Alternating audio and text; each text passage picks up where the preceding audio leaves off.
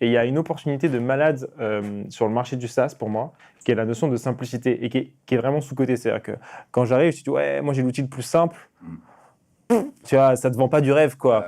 Et en fait, on sous-estime la différence entre ce que le client croit qu'il veut et ce qu'il veut vraiment. Et on est tous les premiers, on arrive sur un outil, si on n'a pas la valeur et que c'est pas clair, en 3 minutes, on s'en va, quoi, et on revient jamais.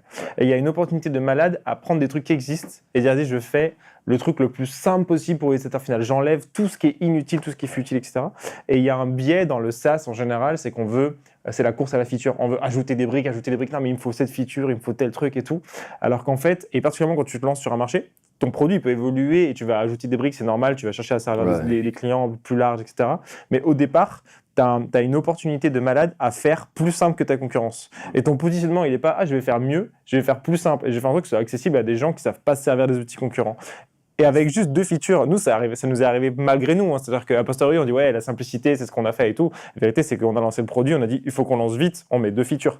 Mais si on s'était écouté, peut-être qu'on n'aurait pas fait ça, quoi. Hey, c'est Benoît. J'interromps la vidéo 30 petites secondes pour parler d'un truc qui va te plaire. Tu le sais, notre métier, c'est la croissance. C'est pourquoi on se renseigne énormément, on produit énormément de contenu, autant de contenu dont on n'aura pas vocation à parler sur cette chaîne. C'est pourquoi, depuis 3 ans maintenant, on a une newsletter qui envoie 2 fois par semaine aux gens qui sont inscrits l'essentiel à savoir pour faire grossir sa boîte. C'est pas une énième newsletter un peu bullshit. On se donne beaucoup de mal pour apporter autant de concret que possible. Je te parle de prompt ChatGPT inédit, de notre propre création. Je te parle d'outils IA dont on fait la curation. Je te parle de micro-cours qu'on produit nous-mêmes qui t'apporteront concrètement des stratégies pour faire grossir ta boîte. Bref, ça se passe dans la description. Les retours sont franchement assez unanimes. On est déjà plus de 80 000 donc ça sera un plaisir de te compter parmi nous. On reprend la vidéo. Mais ce qui est une vérité dans beaucoup de choses, hein, on en avait parlé dans un autre podcast, le plus simple souvent c'est d'enlever des choses versus en rajouter, tu vois. Et dans plein de choses. Versus iPhone, hein. Ouais, mais dans plein de choses dans la vie. Et c'est pour ça que, d'ailleurs, le design, tu vois, tu prends le design de manière générale. À un moment, on était sur un truc très chargé.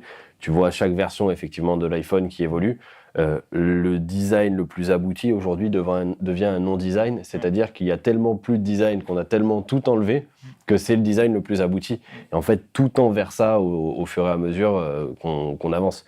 Donc c'est plutôt les fonctionnalités après, ce qu'il y a dedans, tu vois, qui vont faire la différence. Et l'opportunité, elle est vachement dans abstraire la complexité. Ouais. C'est-à-dire, il faut pas que l'utilisateur final, il voit la complexité. Un iPhone, c'est puissant, tu fais beaucoup de choses avec, mais en front utilisateur, il y a très peu de complexité. Et le but, c'est qu'il y ait le moins d'options à choisir, de paramètres à faire, ce qui est pour le coup une bonne opposition avec Android, où Android, c'est typiquement un débat iPhone Android, tu as un mec qui utilise Android et qui dit non mais Android c'est mieux, je peux faire ça, tu peux pas le faire avec l'iPhone. Je m'en fous de faire ça. C'est vrai, tu peux faire ça en vrai. Android, si t'es un geek et que tu veux faire des trucs poussés, c'est mieux. Mais par contre, moi ce que je veux, c'est juste, j'aimerais pas à me prendre la tête, quoi. Et même les paramètres de l'iPhone actuel, qui va vraiment dans les paramètres, qui modifie les trucs. Tu le prends comme on te le donne, et ce que tu veux, c'est que quand on te le donne de base, c'est bon. Ouais, quelques techos qui sont un peu contents.